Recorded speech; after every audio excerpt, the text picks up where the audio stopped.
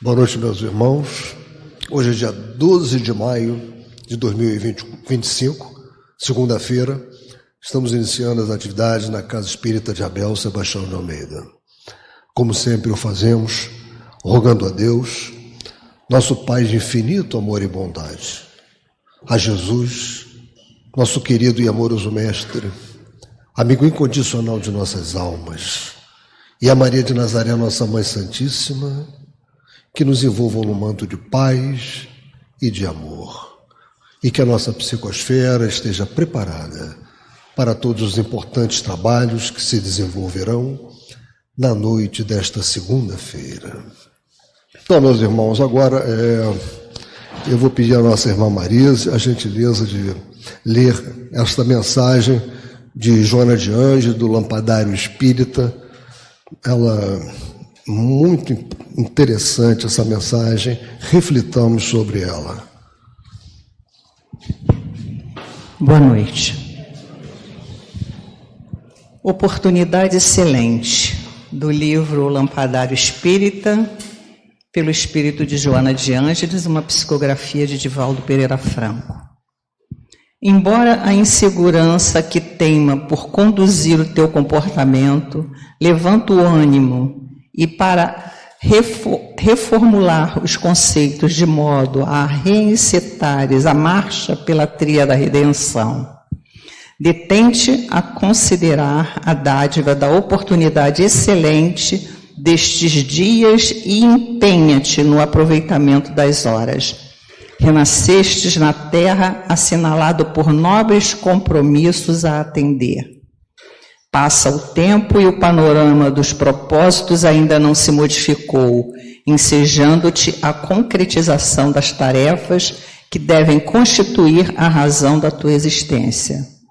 Referes-te a dificuldades e anotas decepções, impregnando a mente com os miasmas da revolta injustificável, embrenhando-te hora a hora pelo matagal das aflições. Os deveres, diante disso, parecem descoloridos e a própria vida destituída de objetivos dignos de vividos. Dedicação exclusiva ao ideal de uma fé clarificadora, qual a espiritista, parece-te loucura. Como loucura a muitos parecia a total doação do apóstolo Paulo aos postulados do cristianismo nascente.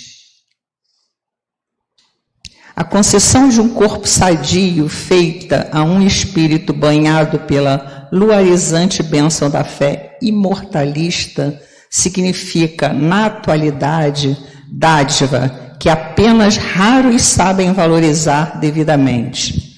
Não desanimes diante da conturbação que envolve homens, sociedades, agremiações e empalidece ideias. Jesus é o mesmo para todos nós, ensinando-nos com a grandeza do exemplo. Exaltou-se mais quando desprezado. Atestou o amor e a confiança integral no Pai e na sua justiça quando repelido pelos que amava. As duas traves abraçadas em madeiro que receberia sua lenta agonia e colheria na forma de braços sobre a terra o suor de sangue, ele as transformou em símbolo de redenção, que continua atual na hora presente, escondidas no imbo de cada um como martírio oculto, a testar a fidelidade e o amor a ele, na incomparável e excelente oportunidade da atual reencarnação, com que a muitos honra para a felicidade deles mesmos. Texto muito lindo, né? Um bom estudo para a gente.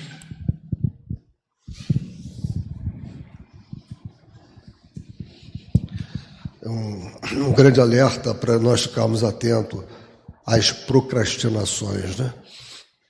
Então, agora, meus irmãos, nós vamos dar continuidade ao estudo do Evangelho segundo o Espiritismo, como sempre fazemos segunda-feira.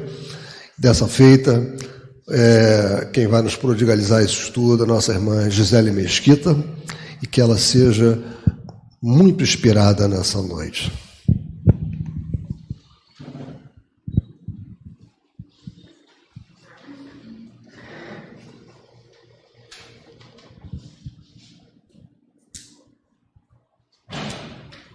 Boa noite, queridos irmãos.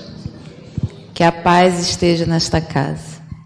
É muito bom estar aqui, né? Eu frequento aqui a casa desde que eu sou criança, né? Eu cresci aqui dentro. Então, assim, a gente tem uma familiaridade, né? Sente assim em casa quando a gente está aqui, né? Então, muito bom essa oportunidade de estar falando aqui, estar estudando com vocês aqui.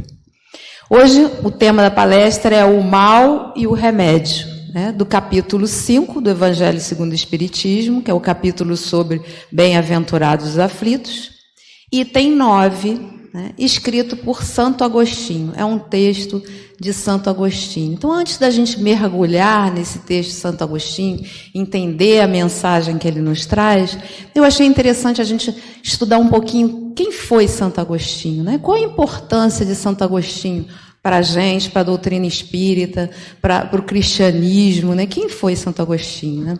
Santo Agostinho, ele nasceu logo depois, né, em 354 depois de Cristo, logo depois que Roma havia declarado que era, né, ser cristão não era mais um desvio da lei, né? As pessoas poderiam se tornar cristãs. Isso foi em 313 depois de Cristo.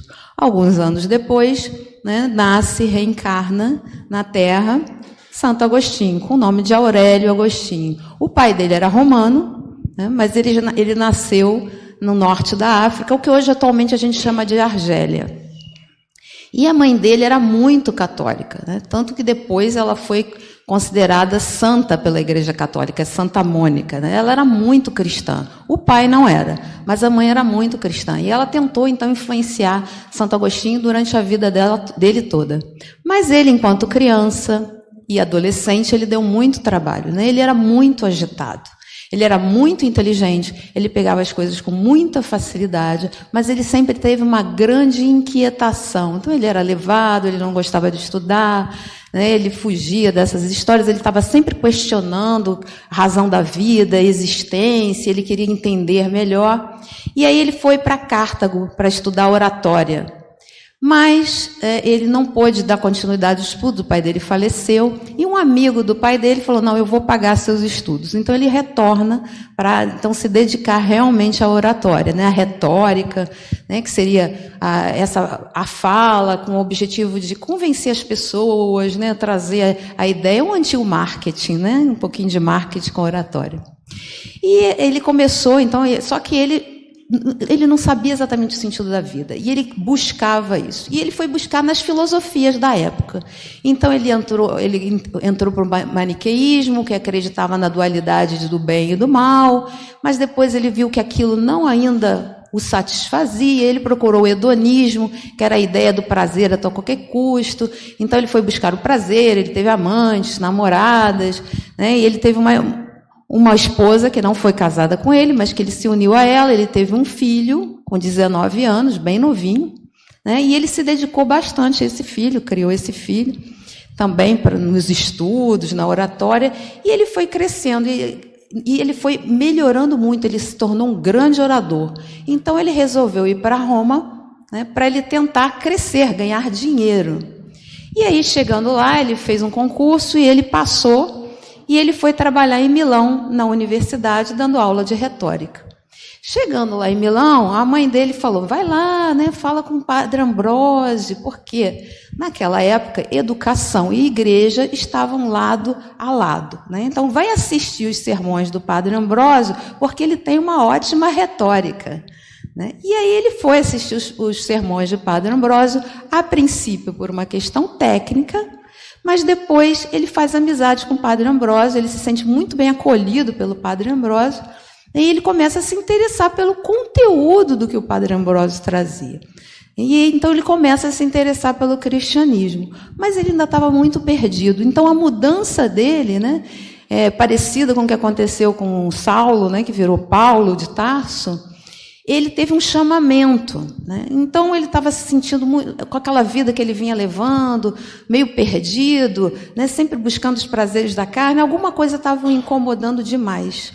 E um dia, sentado no jardim, muito triste, meio deprimido, né, ele falou, não é possível, tem alguma coisa errada, eu estou sentindo aqui dentro que tem alguma coisa errada, eu tenho que buscar um outro caminho, né? E aí ele escutou na cabeça dele uma vozinha que ele dizia que era uma vozinha infantil, falado: toma e lê, né? Tipo, abre um livro e lê, abre e lê, abre e lê. E ela cantava, essa vozinha cantava no ouvido dele.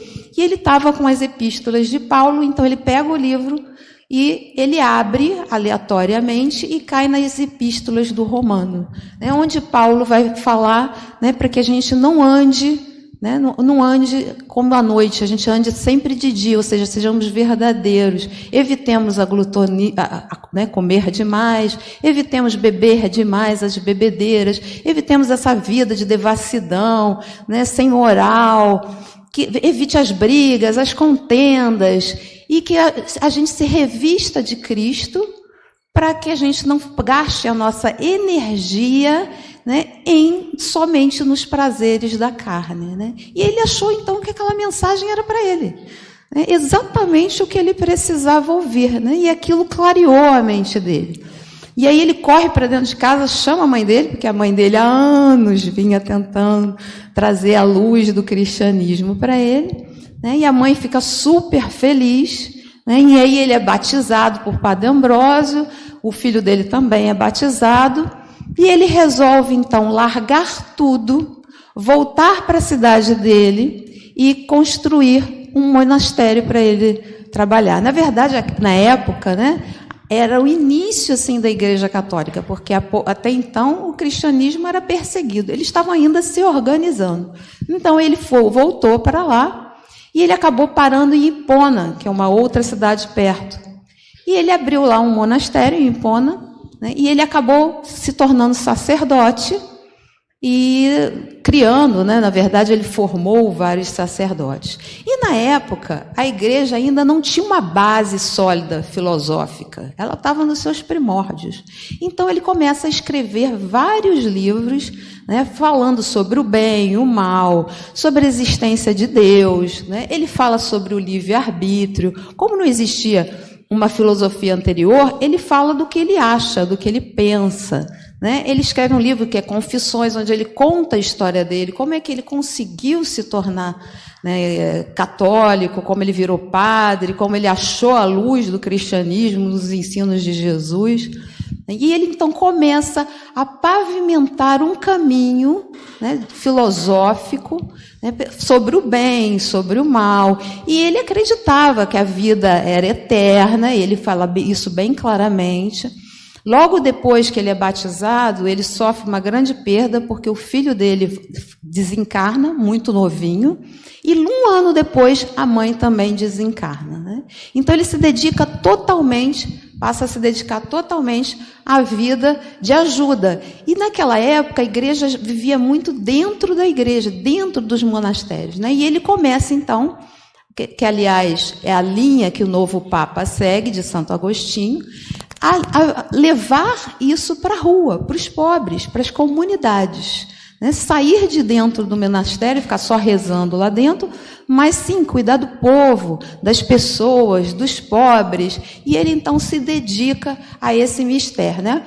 Como antigamente tudo se confundia, ele também era um pouquinho advogado lá, ele que decidia sobre as contendas, sobre as brigas, ele que administrava a cidade, enfim, ele fazia um pouquinho de tudo, né? Porque a igreja antigamente tinha esse papel muito maior do que tem hoje em dia, né? Então Santo Agostinho ele já vai começar a pavimentar o campo das ideias, para mais tarde a doutrina espírita, né, os grandes pensadores da doutrina espírita começarem a trazer essas ideias. E quando chega a doutrina espírita, Santo Agostinho participa ativamente. Ele tem mensagens no Livro dos Espíritos, no Evangelho, em vários segmentos. Ele vai trazer a mensagem dele, sempre frisando essa ideia do livre-arbítrio, da reforma íntima, né? Ele que traz aquela ideia bem falada no Evangelho, que a gente deve toda noite parar para pensar o que a gente fez de certo, o que a gente fez de errado, o que a gente pode melhorar, né? Então, Santo Agostinho vai trazer todas as ideias e a ideia da vida eterna, né? Isso tudo tem a ver com o texto dele? Tem a ver com esse texto que a gente vai estudar hoje, né? Então ele começa esse texto, o mal e o remédio. Na verdade, o mal aí não é a maldade, mas é o sofrimento que nós passamos aqui na vida de encarnado. Ele vai trazer o seguinte, na primeira fala ele vai perguntar o seguinte: vossa terra é por acaso um lugar de alegrias, um paraíso de delícias? Então a gente vai olhar aqui para a terra. Gente, a terra é um paraíso de delícias? Né? Não, né? Não. Se você olhar à sua volta, se a gente liga o jornal, a gente vai ver guerra não sei aonde, guerra não sei o quê, né? Algumas pessoas que eu acho uma coisa louca, que estão abaixo da linha da pobreza, mas assim, como é que uma pessoa pode viver abaixo da linha da pobreza? Né? Então a gente não vive numa terra de delícias. Né? A gente vive numa terra onde a gente passa por muitas dificuldades. Né? E ele relembra que Jesus nos disse que a gente ouviria choro e ranger de dentes. Então, a terra aqui é uma escola que ainda traz muitas experiências difíceis. É dor, é sofrimento, são perdas, são doenças, pobreza, fome, frio. Então, guerras, a gente passa por muitas necessidades. Violência, né, que a gente aqui no Rio de Janeiro especificamente, né, conhece bem de perto. Então, a gente vivencia muitas dificuldades. Né? E aí ele vai perguntar, né? Vossa terra é por acaso uma terra, um lugar de alegrias? E a gente vai se recordar, gente, que planeta é esse que a gente vive? Né? O primeiro seria planeta primitivo, a gente já passou dessa fase. Nós estamos agora num planeta de provas e expiações. Né? Então, se a gente está no planeta de provas e expiações, o que isso significa?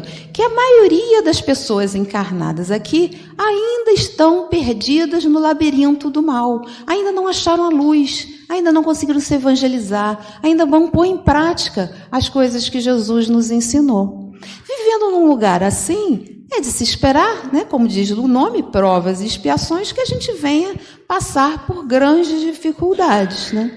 Mas aí uma coisa acontece.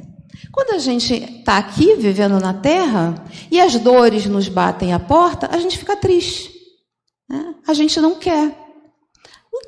Que vida a gente espera de um planeta de provas e expiações?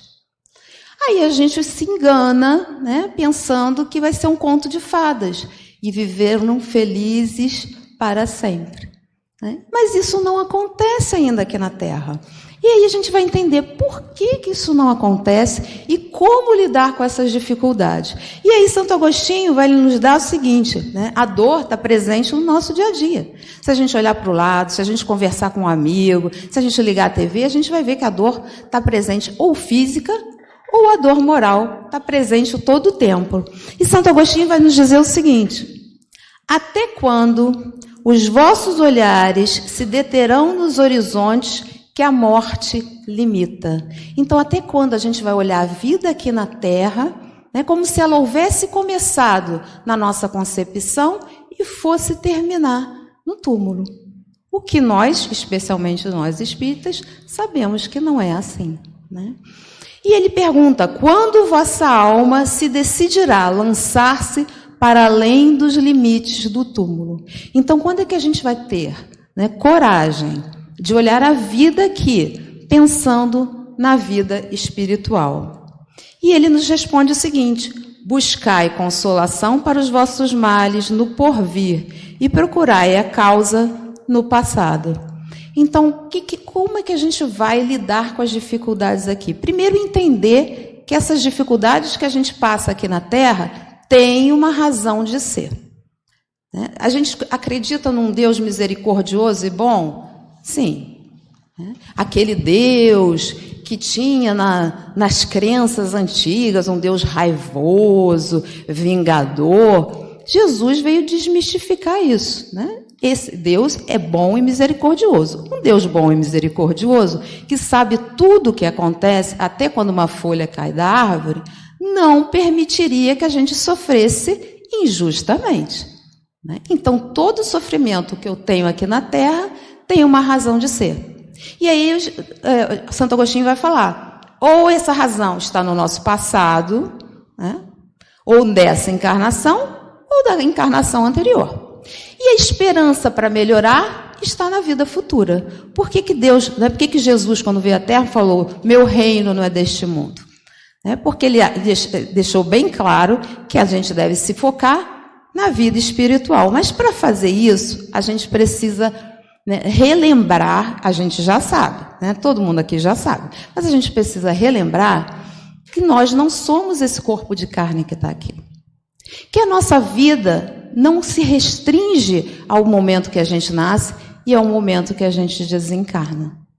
Que a gente não tem só uma oportunidade de ser feliz. Embora a gente escute, a vida é uma só se vive uma vez. A gente escuta isso durante as crenças, mas a gente sabe que isso não é verdade. Então a gente não precisa viver nesse imediatismo de querer ser feliz aqui e agora.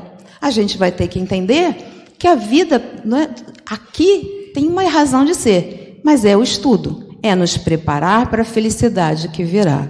Então nós fomos criados todos simples e ignorantes. O que isso significa? Sem nenhum conhecimento, sem desenvolver a nossa emoção, nossos sentimentos, todos no mesmo lugar, e Paulo de Tarso? Também, Paulo de Tarso. Chico Xavier? Também. Todos iguais. Deus não deu vantagem a ninguém. Ninguém chegou lá porque, Deus falou, isso aqui é tão bonitinho, deixa ele ser feliz logo. Não. Saímos do mesmo ponto. Então, a gente está crescendo, evoluindo, mas lentamente. A gente evolui meio devagar, a passos de formiga e sem vontade, como diz o nosso cantor. Então, a gente já viveu antes, quando a gente está aqui encarnado, nesse momento, todos nós, olhando uns para os outros, a gente sabe que a gente já viveu antes, e depois que a gente desencarnar, a gente vai continuar a viver. E quando a gente viveu antes, a gente já encarnou várias vezes. Por quê? Porque não dá para aprender tudo numa encarnação só, Quando a criança faz 6 anos, a gente manda ela para a escola. Ela vai lá, aprende a escrever, 6 aninhos, bonitinho, sai lá aprendendo, sabendo ler e escrever. Bastou? Já aprendeu tudo? Não, vai ter que voltar. Primeiro ano, segundo ano, terceiro ano, quarto ano, até chegar na faculdade, depois faz uma pós, depois faz um mestrado, depois faz um doutorado, e mesmo assim ainda não vai saber tudo. Aí tem que ir para o curso, tem que ir para a especialização, tem que viajar para ver congresso. Então, a gente está sempre aprendendo. E a mesma coisa acontece com a gente como espírito. Em uma vida só não dá para aprender. Imagina, quando a gente encarnou aqui na Terra, quando a Terra era mundo primitivo, como ainda o homem das cavernas. Imagina se a gente tivesse tido só uma chance, uma encarnação única. O que a gente teria aprendido? Pega daquelas pessoas do tempo das cavernas e bota para aqui na Terra agora. Ele ficaria perdido. Qual a chance que ele teria de evoluir? Não aprendeu nada. Então, a gente vai e volta várias vezes, porque aqui é a nossa escola. Então, o que a gente está fazendo aqui? Gente, a gente está fazendo Enem para regeneração. Estamos fazendo cursinho para o nosso planeta de regeneração que a gente deseja aí. E vamos pensar o que acontece com o estudante quando ele está lá no 3º ano para fazer a prova do Enem. Ele se diverte à vontade? Não.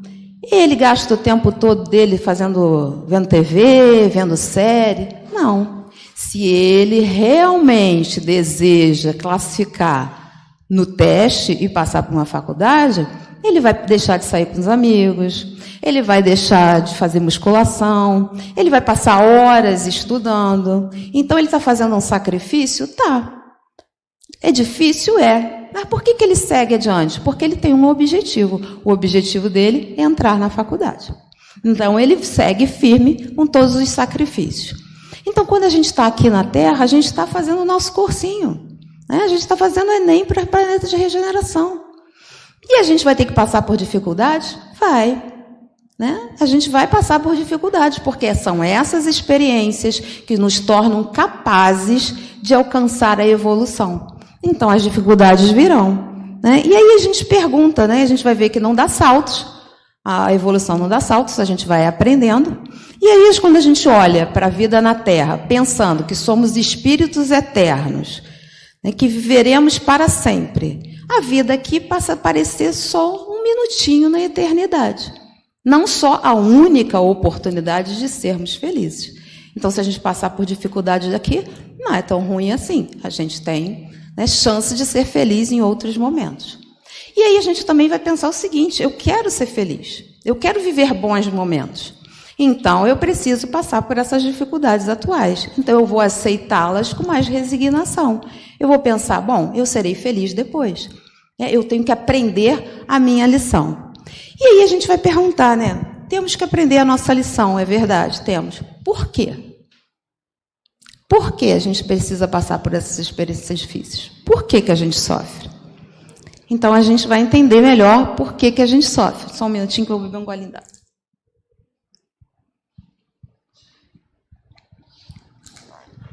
Por que a gente sofre? Porque a gente ainda não sabe amar. Porque o nosso amor é incipiente.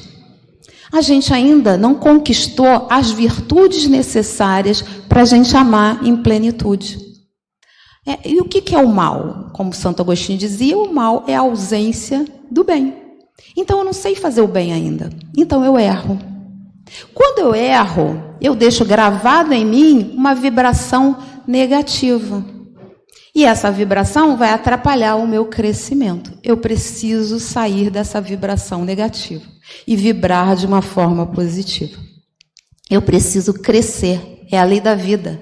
É o progresso. Então, eu tenho que vir aqui na Terra para quê? Para aprender a amar. Para a gente ter as virtudes necessárias. Quais são as virtudes? Bondade, caridade, justiça, respeito, paciência, que a gente tem pouca, né? Paciência a gente tem bem pouquinho. Humildade, benevolência, perdão irrestrito, amar, né? Não só os nossos parentes, como amar os nossos próximos, amar os inimigos, que é bem difícil. Né? Será que a gente já aprendeu todas essas lições?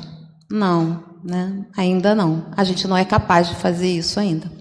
Então, a gente precisa encarnar para aprender. Tem coisas que a gente só aprende aqui, na Terra. Né? Então, a gente precisa vir aqui encarnar.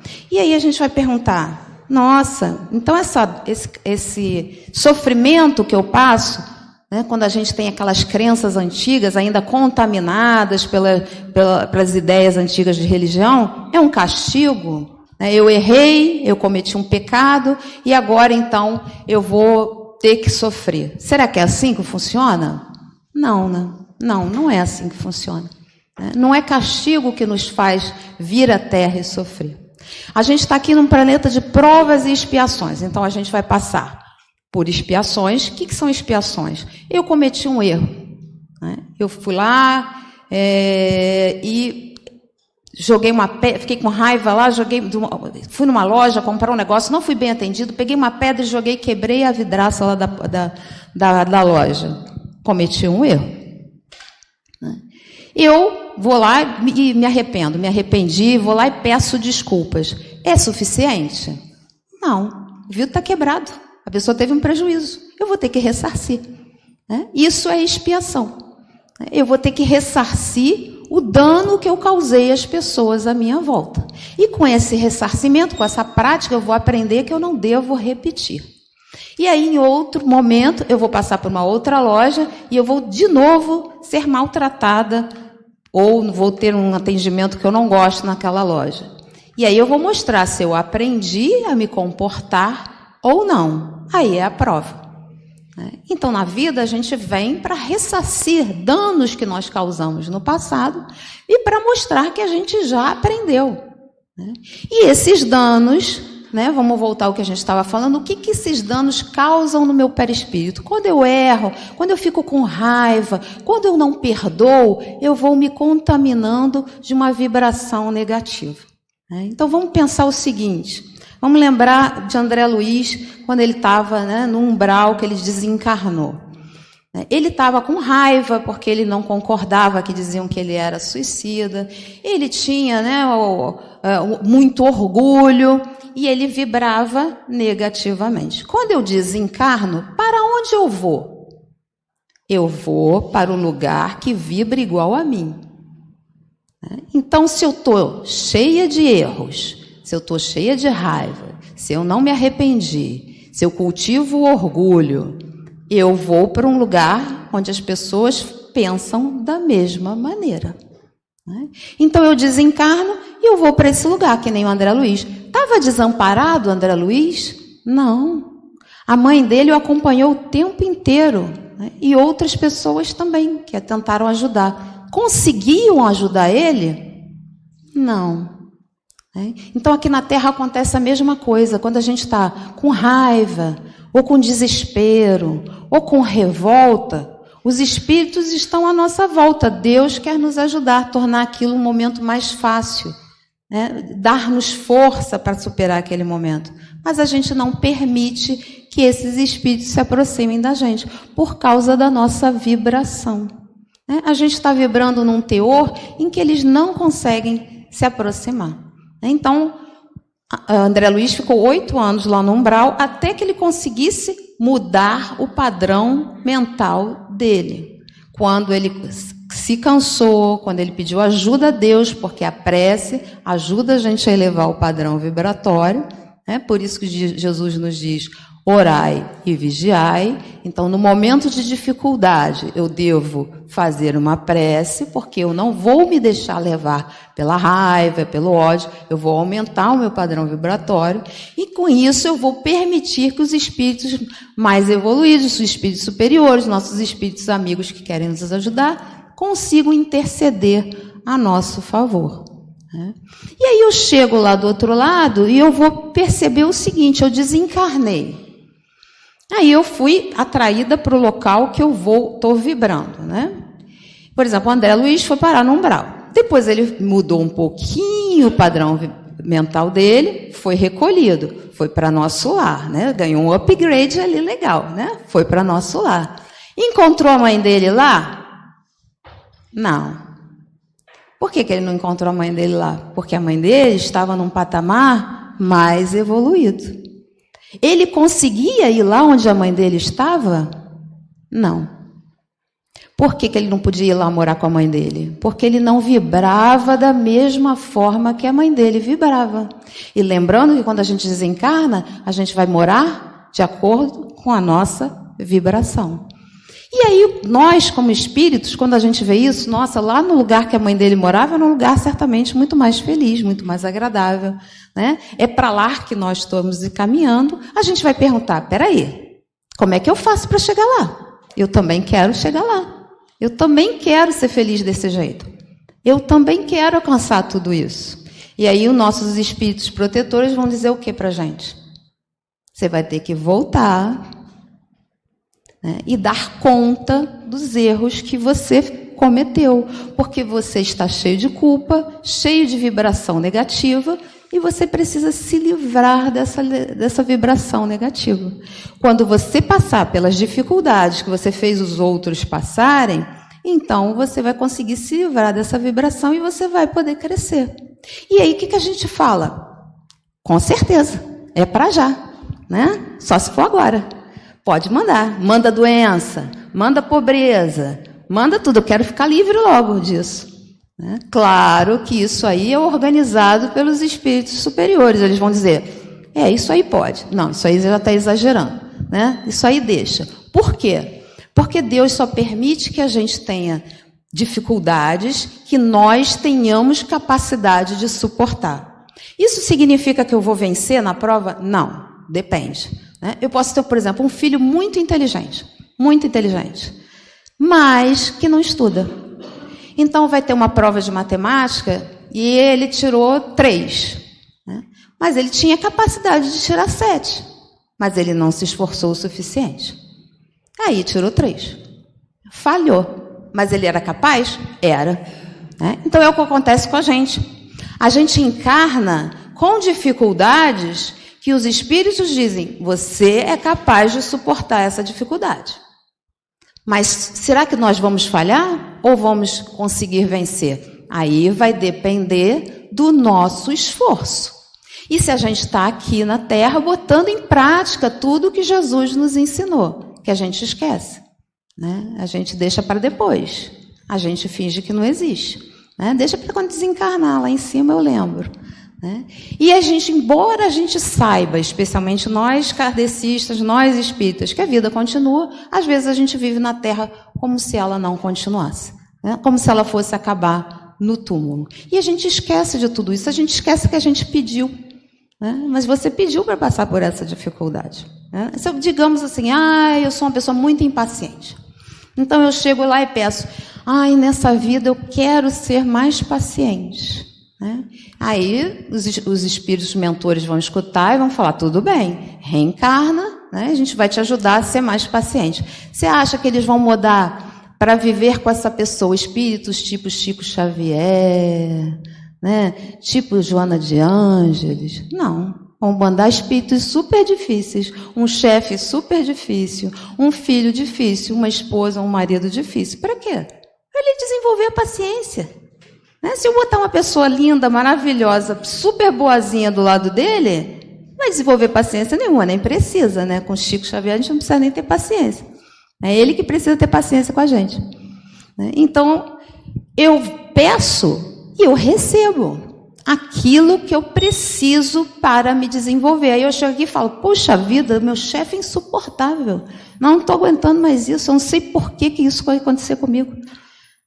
Eu faço tudo direitinho, vem de um chefe chatíssimo desse, que não sai do meu pé, me perturba o dia inteiro. Por que está acontecendo isso? Porque eu preciso desenvolver a paciência.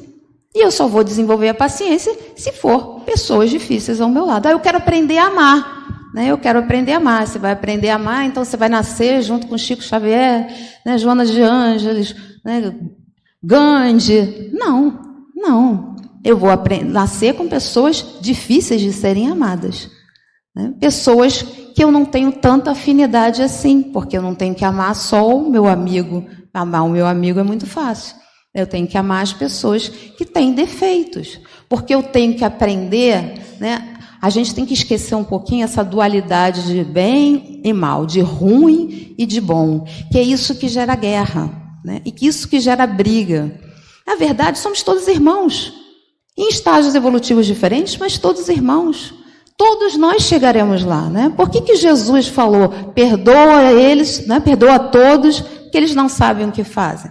Porque Jesus nos olhava não como inimigos, mas como pessoas que não tinham ainda consciência suficiente para tratar ele devidamente, né? E que sofreríamos muito por causa disso. Ele sabia que sofreríamos muito por causa disso, né? Vocês devem, assim, se a gente pensar, as guerras devem ter atrasado imensamente o nosso processo evolutivo. A Inquisição, gente, dizem que a Inquisição atrasou 6 séculos a nossa evolução. Então, conforme a gente comete esses erros, a gente perde tempo e aumenta a nossa dose de sofrimento. Então, o que a gente tem que pensar? Meu Deus, o sofrimento é um remédio. O sofrimento é a minha cura. Se uma pessoa descobre que tem câncer, ela vai no médico e o médico vai dizer para ela, você precisa passar por um tratamento de quimioterapia. A quimioterapia é boa? Não, é horrível, né? É sofrimento pra caramba. A radioterapia, sofrimento pra caramba. Mas você vai dizer, eu não vou passar por isso não, porque causa muito sofrimento. Não, você vai falar, não vou, né? Vou encarar porque eu quero ficar bom. Então eu vou encarar essa dificuldade. Então quando a gente vem na Terra, a gente vem com esse propósito. É bom? Não. Sofrer não é bom, é difícil. Mas eu vim aqui com o propósito de aceitar esse sofrimento para tirar dele o melhor aprendizado possível para eu poder crescer quando eu estiver lá em cima. Para quando eu chegar de volta, eu olhar e falar, caramba, né, venci todas as dificuldades. Dei um passo à frente, né, cheguei numa outra etapa do jogo. Eu vou ficar melhor daqui para frente. Esse é o objetivo. Mas às vezes a gente falha, né, a gente não consegue. No Memórias do Suicida, Ivone Pereira traz a história de Camilo Castelo Branco, né? Camilo Castelo Branco era um escritor famoso português, que ele pegou sífilis e ele teve um problema bilateral nos olhos, porque a sífilis ataca todos os nervos, ataca várias coisas, a cabeça, os neurônios, e ele ficou cego. Ele foi perdendo a visão paulatinamente. Até que um dia um médico falou para ele que aquilo era irreversível, eles não tinham como curar. E aí ele se desesperou e deu um tiro no ouvido, né? Desencarnou. E aí, claro, né, leiam um livro que é maravilhoso. Se já leram, leiam de novo. Esse é um livro que vale a pena ler várias vezes. Ele vai passar por toda uma saga, né? Vai para o umbral, vai ser recolhido, vai aprender. Ele vai passar por toda uma saga até que ele entenda o que aconteceu. E aí, num determinado momento, que ele já estava preparado psicologicamente, eles contam para ele, né, a vida anterior dele que causou aquela cegueira, aquela surdez que ele teria, né, aquela cegueira que ele teria, que ele ficaria cego. E aí a história é a seguinte: ele havia nascido no século XVII, numa fazenda, num lugar rural, eram pobres, os pais deles eram pobres, ele tinha que trabalhar, mas ele queria muito ter sucesso na vida. Ele era muito inteligente, ele queria ter sucesso na vida. Pequenininho, ele procurou o padre, lembrando sempre que educação e igreja naquela época eram uma coisa só. Ele procurou o padre e disse que ele queria muito aprender. E o padre, então, era um padre bondoso, pegou ele, botou ele na paróquia e ensinou para ele, né, todas as coisas. Ele cresceu lá estudando com o padre. Mas o padre percebeu que ele não tinha um pendor, não tinha bondade, não tinha essas virtudes necessárias para ser padre. E falou para ele: eu acho melhor você casar, né, usar todo esse conhecimento para trabalhar, ganhar dinheiro, ter uma família, criar seus filhos, né, não segue a vida de sacerdote. E ele tentou fazer isso. E aí tinha uma prima que ele gostava muito, a Magda, e ele começou a investir na possibilidade de casar com a Magda.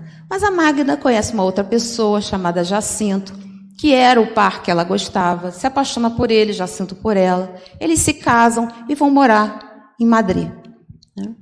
Só que ele fica revoltadíssimo, né? Ele acha um absurdo o que Magda fez com ele, que Magda botou ele de lado. O orgulho gritou mais alto. Ele falou: agora não quero mais casar com ninguém, vou entrar para a Igreja Católica. Ele vira padre e ele pega toda essa raiva dele e transfere para a Inquisição, né? Então ele mata, persegue, tortura, né? Passa anos, né, fazendo esse tipo de coisa.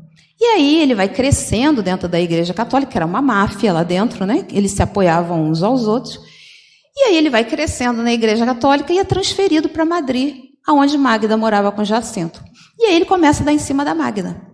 Ele começa a tentar seduzir a Magda. E a Magda fala para ele: não, eu estou casada, né? Eu não quero isso. Aí Jacinto, percebendo que a coisa estava ficando perigosa, claro que todo mundo morria de medo dos inquisidores, né? Resolve tentar fugir com a Magda. Só que ele fica sabendo dos planos. Tinha delatores, né? Era uma coisa horrorosa naquela época.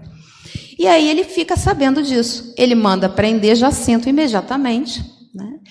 Tortura Jacinto, quebra os dedos, queima a sola dos pés, arranca as unhas, faz coisas horríveis com Jacinto. E aí Magda fala o seguinte: vai lá, eles eram primos. Magda era primo dele naquela época. E ela pede para ele: pelo amor de Deus, tem misericórdia, né? Deixa meu marido sair. E ele fica cada vez mais irritado de ver o amor da Magda por ele. E aí Magda visita, ele está em estado lamentável, Jacinto já está em estado lamentável. E aí ele diz para ela: olha, eu solto ele se você dormir uma noite comigo. Aí primeiro ela diz que não, depois ela percebe que Jacinto ia morrer se ela não fizesse isso. E aí ela concorda, né? Só que ele ainda eleva isso a um grau de maldade extra, né? Antes de soltar Jacinto, ele pega um ferro em brasa e queima os olhos de Jacinto. Jacinto fica cego, né?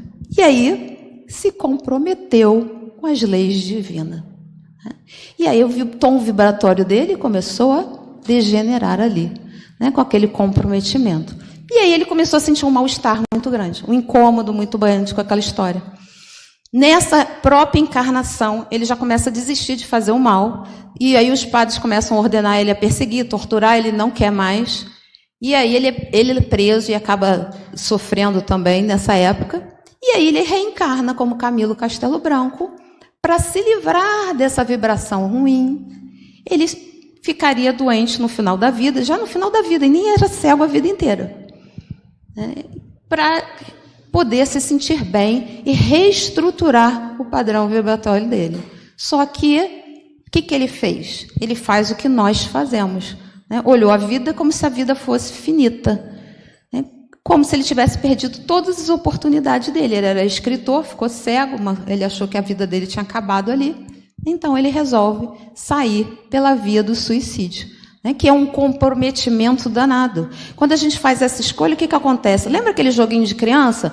Você está jogando ali, joga o dadinho aí, ande uma casa, né? Ande 2 casas, aí chega num que você volte ao início, né? Quando a gente se suicida, a gente volta àquele ponto anterior. Ele teve que reencarnar de novo para pagar a questão da cegueira? Sim. E ainda perdeu um tempão de muito sofrimento, né? Ele jogou o dadinho dele e voltou lá para o início, né? Teve que passar por tudo outra vez, né? Então, o sofrimento aqui na Terra não é castigo, né? Não é Deus que não se importa conosco. O castigo aqui na Terra é uma forma da gente crescer. Existem outras? Existem.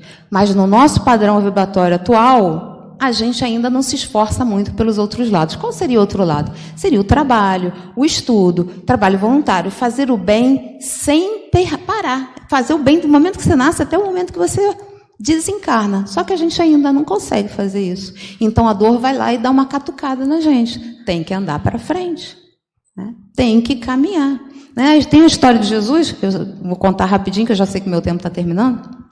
Mas Jesus, né, exemplificou o bem o tempo inteiro para mostrar para a gente como a gente deve se comportar. E no dia que ele estava sendo crucificado, né, carregando a cruz, tem uma história, que é um verso de Maria Dolores, psicografada por Chico Xavier, que ela vai falar a história daquele senhor rural que veio ajudar Jesus a carregar a cruz. Jesus caiu, não conseguia levantar mais, de tanto que ele apanhou. E aí o guarda, vem um trabalhador rural voltando, o guarda chama ele, vem ajudar aqui. A primeira coisa que ele fala, não, eu não posso, eu estou com pressa, eu não tenho tempo para ajudar. Só que o guarda fala para ele, não quero saber, né? Você vai ter que ajudar. Pega lá a arma e fala, você tem que ajudar, vai levar escotada se não ajudar. E ele, então, pega e ajuda Jesus a levar a cruz, né? Só que, né, ele tinha uma história por trás. Ele não queria parar ali, porque ele tinha uma filha que era muda e cega em casa, sozinha, esperando por ele. Então ele fala isso para Jesus. Ele falou, olha só, eu sei que você é inocente, eu acredito em você, mas o coração de pai falou mais alto, por isso que eu não quis te ajudar, porque eu queria voltar para casa logo. E aí ele fala, eu queria muito, muito que você ajudasse a minha filha. Ele ainda pede naquele momento. Jesus, naquele estado, fala para ele, a sua fé, né, vai te levar ao ponto onde você deseja. E aí ele volta para casa. Quando ele chega em casa, a filha dele estava falando e enxergando. Então Jesus fez o bem do momento que nasceu até o momento que ele desencarnou e continuou, claro, né? Então ali, naquele momento, carregando a cruz, que ele ia ser crucificado, ele ainda pensou no outro. Isso é que é o trabalho que a gente vem fazer aqui na Terra. É sair do nosso egocentrismo, onde a gente só pensa na gente, nessas crenças que a gente tem, né? Farinha pouca, meu pirão primeiro, essas coisas tristes que a gente escuta. A gente vem sair desse egocentrismo e fazer o bem ao outro. Porque a única forma de ser feliz é quando eu faço o outro feliz. E a gente não consegue entender isso. A gente tem uma dificuldade imensa de compreender isso. Porque o egoísmo fala primeiro eu, depois o outro. E Jesus vem dizer primeiro o outro, depois você. Então os últimos serão os primeiros. Por isso que ele nos diz isso. Essa é a única forma de ser feliz. E a gente não consegue entender. Então, todos os seus exemplos, ele veio trazer para a gente essa ideia. E Santo Agostinho vai dizer o seguinte, que é isso mesmo. O mal, na verdade, o sofrimento que nos bate à porta, é o remédio para a gente alcançar a felicidade.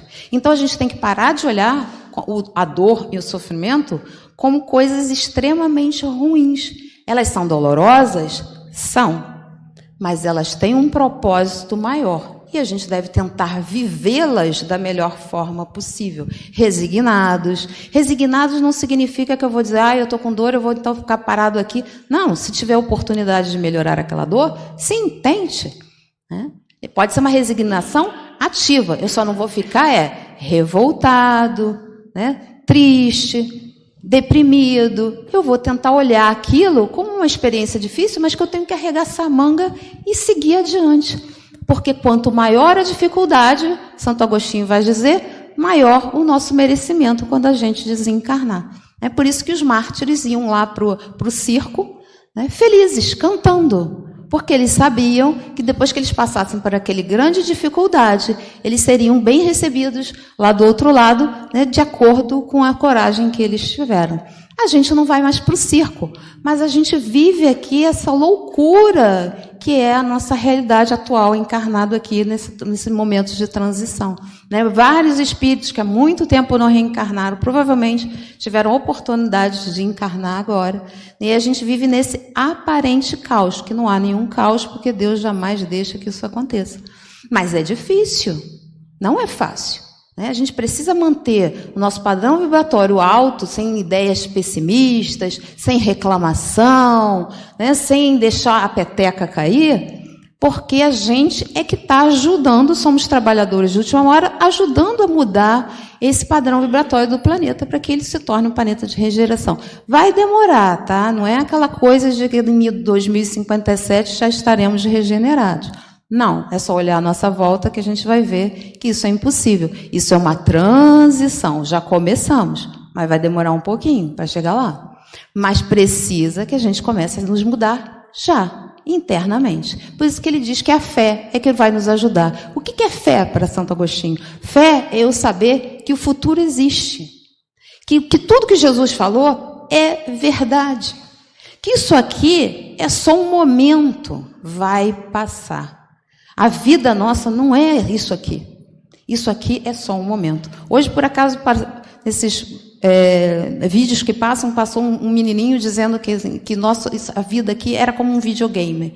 Né? A gente está numa fase, mexendo ali no bonequinho, que é o nosso corpo.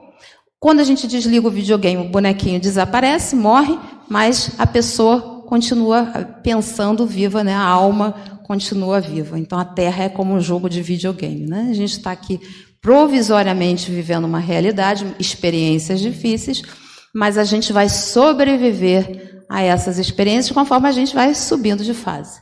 Então, esse é o nosso objetivo. Então, não nos assustemos com a dor. Não nos desesperemos com a dor.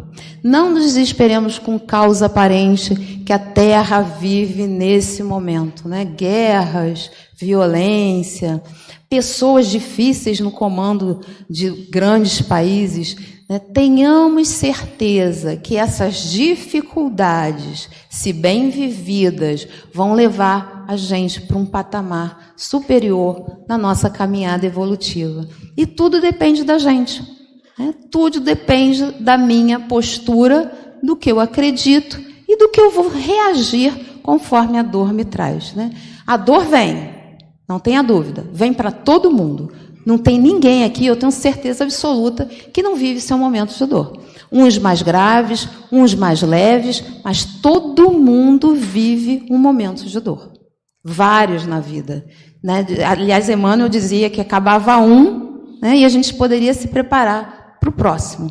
Né? Que nem as provas da escola. Passa o período de prova, dá uma semaninha de descansinho, e daqui a 2 semaninhas, daqui a pouco as provas começam de novo. E aqui com a gente é a mesma coisa. Né? Dá um descansinho e lá vem uma outra dificuldade. Mas as dificuldades, não vamos encará-las como o fim do mundo. As dificuldades, apesar de todo o grau, toda a dor que nos causa, toda a tristeza que ela nos traz, ela vai nos levar a uma alegria maior se a gente realmente acredita que a vida continua depois da morte. Né? Então vamos seguir a ideia de Santo Agostinho, né, para que a gente de noite consiga pensar, gente, eu posso ser uma pessoa melhor. Se os espíritos acreditam em mim, se os espíritos me deram essa dificuldade, os espíritos superiores que bolaram a minha reencarnação e sabem dos meus limites, é porque eu sou capaz de superar. Né? Então, talvez a gente não seja tão feliz como a gente queria aqui nessa encarnação, Talvez. Porque a felicidade não está aqui, né? Está em outro lado, que a gente vai encontrar com toda certeza, né? Então, que a paz de Jesus continue iluminando nossos corações, que a gente consiga tomar as melhores decisões, né? E superar as dificuldades, né? Qualquer dia, né, estaremos todos num outro ambiente, quem sabe todo mundo junto, em novas palestras, né? E seria bom que a gente olhasse para trás e falasse, eu venci as minhas dificuldades, né? Estou num outro patamar agora, né? Então, que a paz nos envolva e continue sempre conosco.